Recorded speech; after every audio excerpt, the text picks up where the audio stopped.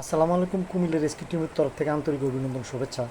আমি একটা জিনিস আপনাদেরকে দেখাই, যে জিনিসটা আমারও মাথায় ভালো মতো কাজ করে না, কাজ করতেছে না। এই জন্যেই এখানে 25টা ডিম, ওখানে এই 24টা ডিম, ঠিক আছে। তো তো ওই ডিমের সাইডে একটু ছোটো হয়েছে, ডিমের সাইডে একটু বড়, কিন্তু ওইখান থেকে উদ্ধার হচ্ছে পদ্ম কোঁকড়া, ঠিক আছে নি।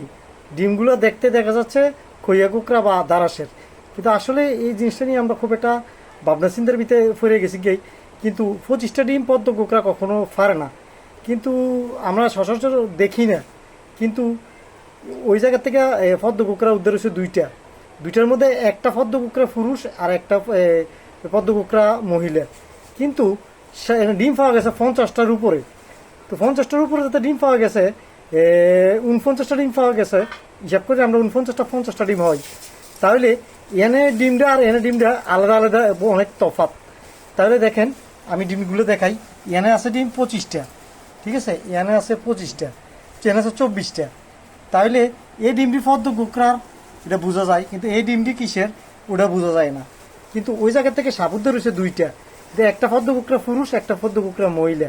তো দুটো সাবুদ্ধ রয়েছে, এটা নিয়ে আমরা ভাবনা চিন্তা করতেছি, রিএক্সেল করতেছি, রিচার্জ করতেছি, তারপর আমরা এই বিস্তারিত আপনাকে জানাবো।